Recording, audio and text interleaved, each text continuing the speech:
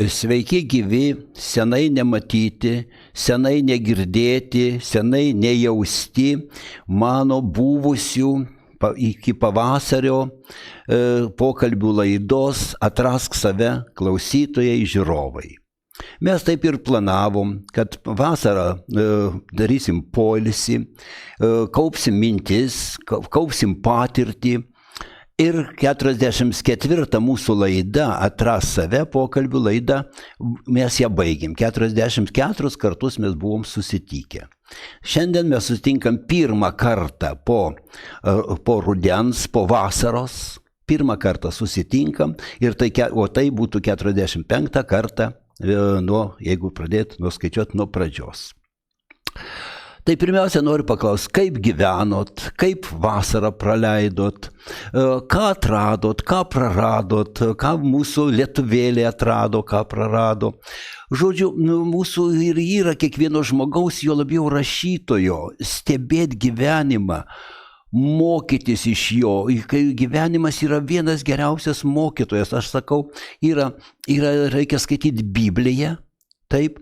Ir antra Biblija tai gyvenimo Biblija. O dvi Biblijos, Biblija šventąjį raštą ir gyvenimo Biblija.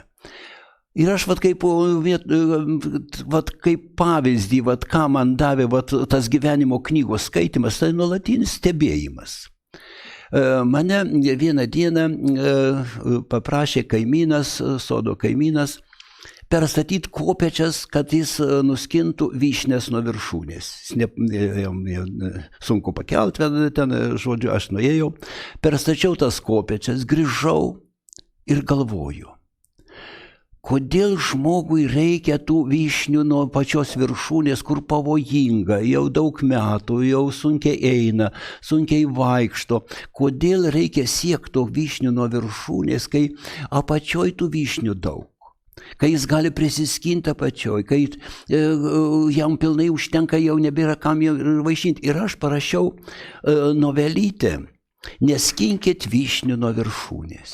Vat iš to pavyzdžio aš savo daug pats atradau savo gyvenimo pokytį tiesiog, ar ne, kaip naują atradimą iš to kopėčių perstatymą. Aš ją perskaitysiu. Neskinkit vyšnių nuo viršūnių. Skinkit vyšnės nuo viršūnių tik tol, kol jų reikia, kol jūs esate jauni. Skinkite vyšnės nuo visų viršūnių, kol jūsų darbo vaisiai reikalingi augantiems vaikams, namams, naujiems gyvenimo rakandams. Skinkite vyšnės nuo visų viršūnių, kai kiekviena vyšnė sotina tave, turtina jūsų gyvenimą. Neskinkit vyšnių nuo viršūnių, kai ateina laikas labiau saugoti save, kai ateina laikas jas skinti tik stovint ant tvirtos žemės. Neskinkit vyšnių nuo viršūnių, nuo ploniausių, greit lūžtančių šakų, kai viskas jau užgyventa, kai pats gyvenimo laikas tampa brangenybė, kurią dėja ne visi išmoksta saugoti ir branginti. Pirmoje eilėje. Neskinkit vyšnių nuo viršūnių, palikite jas dangaus paukščiams, dangaus svajonių grožiais. Dabar mintims, jausmams, svajonėmis laiminkite kiekvieną tą sutaupytą skinimui valandą, kiekvieną gyvenimo dieną. Aš pajutau čia kaip ir metaforą, ir tiesiogiai tas pavojingas skinti nuo viršūnių, ir nereikalingas tas, ir pergalvoti, ar tau reikia tiek būtinai tiek tų eurų, ar tiek būtinai tau to namų naujų, ar to naujų baldų, ar to. Nes mūsų tas varomoji jėga siekis, tai būtina reikia siekti. Bet tada tu prarandi, kada tu gali pailsėti. Tas pasaka, kur karalius duoda žemės tiek, kiek tu nubėgsi iki vakaro, ar ne? Ir jis bėgo ir krenta negyvas, ar ne? Palikti dar tą kalniuką, dar 2 kalniukus palikate. Pabėgai, pasižiūrėk atgal, atsigrįžk atgal, pažiūrėk, kiek jau daug tu užbėgai. Atsisėsk ir karaliauk toj užbėgtoj valdoj, to užgyventam tam turte. Ne, mes bėgam iki paskutinės ribos ir krentam. Neskinkit vyšnių nuo viršūnių. Turėkit saiką, turėkit ribą ir turėkit būtent gyvenimo malonumą ir džiaugsmą. Tuo gauti. Tai mano viena vasaros vasaros to stebėjimo.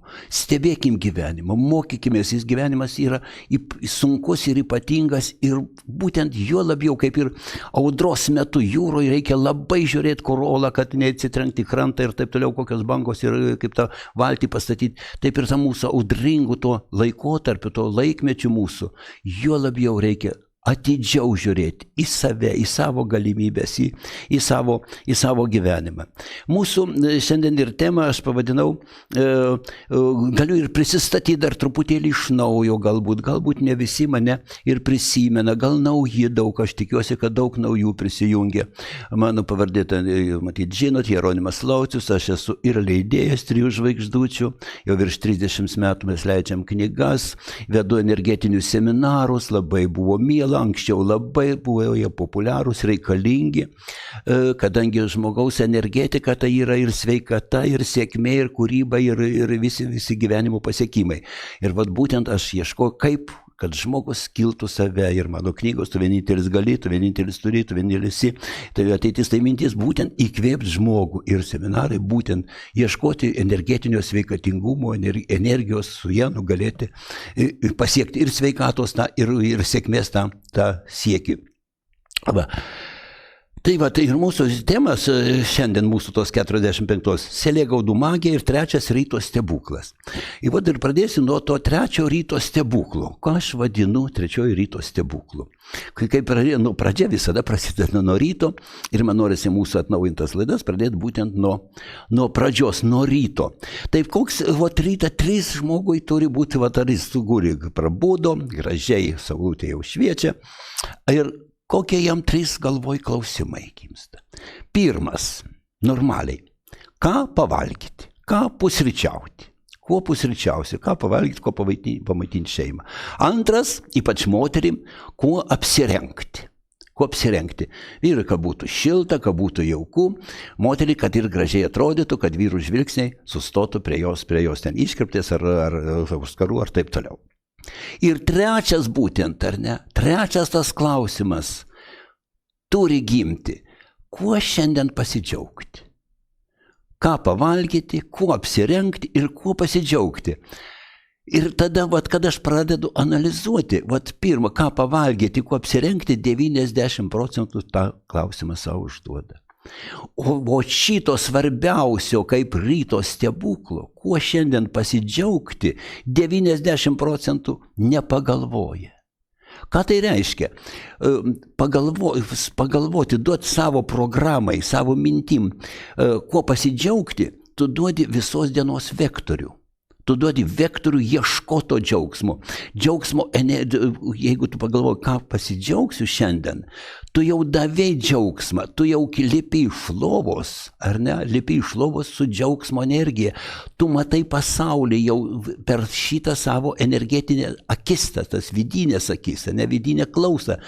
Ir tu jau daug laimė, jeigu tą klausimą savo užduodi. Būtent 3 ryto stebuklo. Ir mano viena novelė, o šįmet nuo rudens aš daugiau stengsiuosi ir perskaityti. Ir mano novelės tai yra iš tikrųjų pamastymai, palinkėjimai, ieškoti to gyvenimo rakto, nuo to džiaugsmų lobių ar nuo energijos ir taip toliau, nuo pačio gyvenimo, kad gyvent savo tikrą gyvenimą. Tai viena mano tokia kasrytinės vaišiais. Vieną džiaugsmą, kaip kokią šokolado plytelę, padalink į kelias dalis ir kas rytą jo pasivaišink. Jei nėra didelio džiaugsmo, jo paversk mažą džiaugsmą. Nudžiuginsi savo džiaugsmą, džiaugsitės abu. Praleidai progą nuliūsti, laimėjai džiaugsmą. Šitas vienas svarbiausių, kelios mintis, jeigu jūs perklausykite, žinau, čia kiekvienas yra prasmingas, ne? Šitas praleidai progą nuliūsti. Sakykim, ten draugas nepasveikino, draugas kažką ten tau nepadarė, kažko netėjo, kažko nepasiekė. Eliminavai iš savo to, laimėjai džiaugsmą. Pradėti rytą nuo džiaugsmo, pradėti rytą ieškoti jo. Antra mūsų tema – Selėgaudų magija. Ką aš turiu omeny? Šitą, kaip aš sakau, stebėjimas, tas mano stebėjimas taip pat davė mintį šitai antrai mūsų temai pokalbio šio.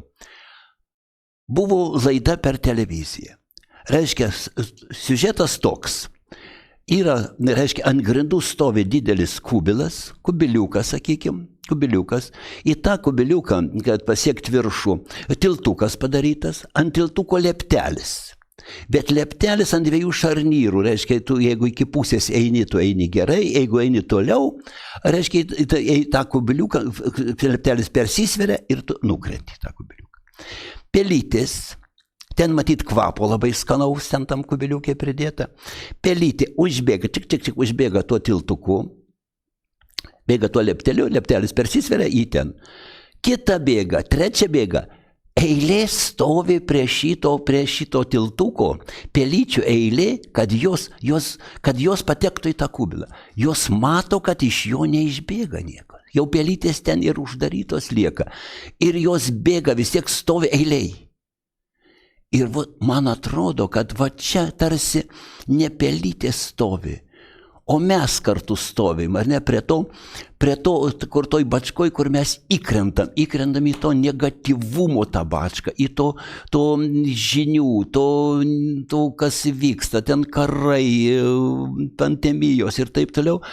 Ir vėl aš vienoj Facebook'e pamačiau, kokią gražią laidą, gražias nuotrauką su biblioteka kviečia naujus skaitytojus, gavom naujas knygas. Aš 5 jas nurašiau, aš pašiurpau, tas 5. Paskui aš peržiūrėjau kelias kitų bibliotekų, jos dabar rugsėjo mėnesį kviečia, gauna naujas knygas ir bibliotekos rodo, kokios tos knygos ateina. Aš perskaitysiu, taip. Reiškia, knygų pavadinimus. Iš knygų pavadinimų suprasit apie ką. Taip, viena, jos visos storos, jos visos gražios, jos lakuotos ir taip toliau, glansuotos. Viena, taip, skaitau. Kapų planeta. Gyvūnėlių kapinės. Žudikų traukinys. Mirties nuosprendis. Žmogonai dykrose. Žmogonai. Paklydusios kulkos, parašyta krauju, švyno skonis, žmonių šešėliai, dvasių užkalbėtojai, mirtinas poveikis, mirtina grėsmė, mirties kvapas, nužudyti Evą, išlikti gyvai, 8 tobulos žmogžudystės. O čia berods 17 knygų. Mažai mūsų tauteliai 17 knygų. Vien rugsėjo mėnesiui, čia per 5 bibliotekų. Vat reklama, naujienų reklama. Vat kaip išlikti gyvam, vat viena tai išlikti gyvam, aš sakau, kaip išlikti gyvam ir kaip mane įstumė, vat aš turiu 2011 metų sausio 28 dieną, reiškia literatūrą ir meną, Danguolė Šakavičiūtė rašo, ar iššaus tokia diena, kai mūsų produktyvo ir noriai verčiamų rašytojų Jeronimo Lauciaus nebeįleis į mokyklas ir darželius. Aš niekad nežinau, kad versti, mano daug buvo versta knygų, 2 milijonai tiražų, mano vien vertimų išėjo.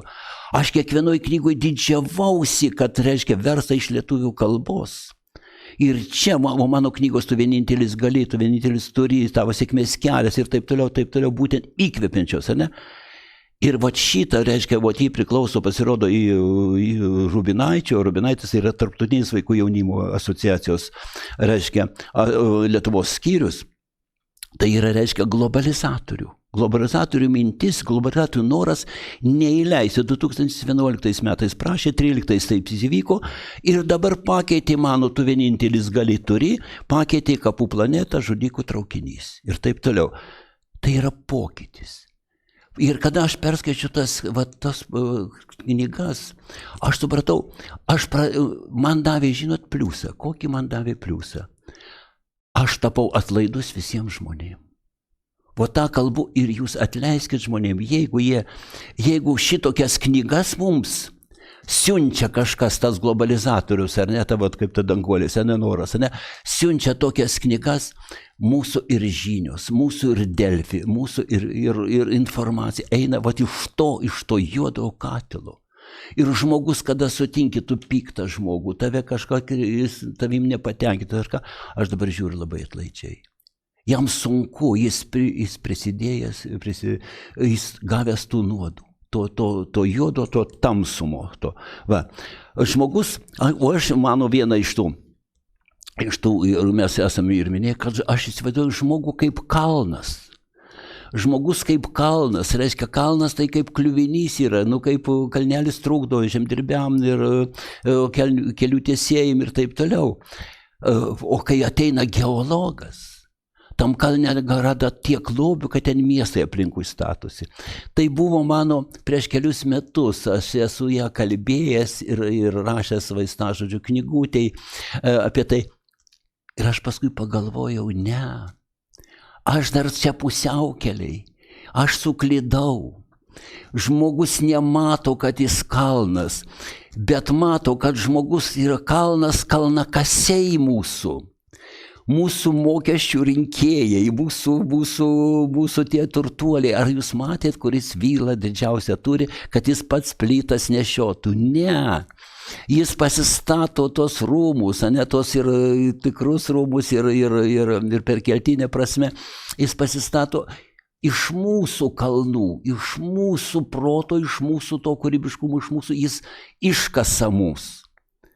Aš siūlau, ieškokit. Pasilikit nors truputėlį savo. Kodėl visą turi tas žmogus, gal su ekskavatoriais jau įma kasti mūsų tos turtus, ne? Kaskim nors truputėlį savo, nors biškut pasisaugokim, kad ne visą iškastų, ar ne? Kad turėtum, žmogaus galimybės yra tikrai didelės. Dievas davė kiekvienam kūrybiškumo, davė tos dvasinius lobius, energetinius lobius. Taip, tuo mano seminaruose aš ir pasakoju to ir kviečiu, atrasti, palikti savo, ne taip pat iškrauna. Dabar mano šią vasarą, tarsi irgi, ką aš pasakiau, šią vasarą turėjau, mūsų leidykloj, turėjau didelius du žmonės, vieną 98 metų mokslo daktarė Marija Sereikienė, gal ir daug, man atrodo, daug kas ją pažįsta, 98 metų mokslo daktarė. Ji man paskambino, mes buvo bendravę, aš buvau kažkada išleidęs jai knygą apie jos gyvenimą. Sako, aš labai norėčiau išleisti, man jau tiek metų, man neilgai liko čia būti pasaulį šiam. Aš noriu, kad nuotraukas surinkt, svarbiausias nuotraukas ir išleist kaip knygą albumą. Ir aš atvažiavau pas ją į namus, mes sėdom prie stalo, jis mane sutiko su šypsena, aš tą šypseną nufotografavau, į knygos viršelį įdėjau, tiesiog šypsena, maloni moteris. Buvo paruoštos nuotraukos pusė stalo paruoštos nuotraukos man, o pusė stalo vaišės su geru konjaku. Mes kartu po to realiai ir dirbom, atrinkinėjom nuotraukas, aš ir įsirašiau į diktofoną, grįžau, padariau, pridėjau mintis ir gražiai išleidom, jos tą knygą albumą. Renkant tas nuotraukas, į vis atsako, bet Jeronimai, neatsimenu to vardo, to žmogaus, neatsimenu to veido. Ir nėra ko paklausti, ir vis jis kartoja tą, ir nebėra ko paklausti. Jie 98 metų, ten tie visi nuotraukų herojai, jie jau nebėra, jie jau nebegyvena. O jį nori įamžinti. Ir aš knygą pavadinau taip, ir ateina laikas, kai nebėra ko paklausti. Išleidom 120 puslapių tą knygą. Kitas autorius atėjęs pamatęs leido savo knygą, Vincas Kuprys, tą Vincento Kuprio, kas žinot, yra dainininko brolis, operos ir balete teatre dainavo. Jo brolis Vincentas Kuprys, o čia atėjo Vytautas Kuprys, atėjo, jis pamatė tą knygą, noriu įrašti knygą albumą. Mes surinkom jo nuotraukas, atrinkom jo nuotraukas ir pavadinom jo knygą, taip pat 120 puslapių, pavadinom tą 100 metų, jam 94 metai, tai ko knyga gyvens ir 100 metų. 100 metų ir 100 gyvenimų, nes išleidom 100 egzempliorių, kiekviena knyga kaip gyvenimas. Kiekviena knyga tarsi jo gyvenimo tęsinys. Ir va šitą vasarą man buvo labai prasminga, labai džiugi, kad va tas 2 knygas, o paskui trečiais, ko ašgi turiu, genealoginį medį sudaręs. Ne? Ir 200 žmonių tam medyje, ar ne, kurių ten jis vaikų ir neatsimenat, išvykę Amerikai, sako, aš net nežinau jų vardų, bet mes visus subraižėm. Visus surašėm, jis nepalieka, jis neturi savo vaikų, aš užrašiau ant jo, kad ten visi šakojasi vaikus vardai, o jam parašau, aš palieku 5 savo autorinės knygas. Ir jis tam medė kaip ąžuolas, ne, jis palieka 5 knygas, ar ne? Vat šitą vasarą buvo tuo prasminga, tuo įprasminta ir vat rudenį pasitinku ir paskui pasirašiau temas susitikimui su jumis. Visada kviečiu, būkite energingi, ieškokit savyje, ieškokit jėgų, ieškokit gyvenimo toj Biblijoje, gyvenimo, stebėkit gyvenimo, iš kiekvienos šakelės, iš kiekvieno vėjo, ten lango atidarimo, kiekvieno pasisveikinimo, padarykit išvadą, padarykit kažkokį atradimą gyvenimo, jų pilna, jų mums gyvenimas diktuoja, ar ne? Va. Visada mielai laukiu savo energetiniuose seminaruose. Dabar ypatingai laikas sudėtingas alinantis energiją. Ir turi būti energetinis balansas. Jeigu mūsų laikmetį žinios ir šito, reiškia, žudikų traukiniai važiuoja su knygų pavadinimais ir mūsų atima, ar ne, tą energiją. Kiekvienas negatyvas tai yra energijos naikintojas. Ją reikia papildyti. Ieškokit to prasmingumo, ieškokit savyje, ieškokit artimuosiuose žmonėse, ieškokit gerų žmonių, kad su kuriuo vienas išsikalbėjimo terapija vienas iš metodų yra, iš vieno ir mano seminarų. Visus kviečiu lankytis mūsų svetainėje www.3žvaigždutės.lt. Ten yra mano visi kontaktai ir koordinatės ir taip toliau. Visus kviečiu, galit pasikalbėti, visada malonu man pasikalbėti ir nemokamai, jeigu yra koks, sakykime, kokia mintis, viena mintis gali pakeisti tavo gyvenimą. Viena mintis sutikto žmogaus, ar pokalbio, sakykime, žmogus, kartais artimam žmogui sunku jam pasakyti savo ten skausmą ar savo mintį arba savo problemą. Visada man miela sulaukti skambučių, miela bendrauti. Džiaugiuosi, kad vėl pradeda mūsų laidas. Sekančiose laidose, aš galvoju, pratęs sekančias laidas, temas būtų tai, ko mums nepasako psichologai, o dar sekančiai tai, ko mums nepasako daktarai. Susitikim, bendraukim, ieškokim. Ruduo tai yra vaisių skynimo metas. Skinkim tos vaisius, neskinkim nuo viršūnių vyšnių, ieškokim to, kas yra po ranka. Kas yra lengvai pasiekiama, kad sutaupyt laiką gyvenimo džiaugsmui. Būkit laimingi. Sėkmės.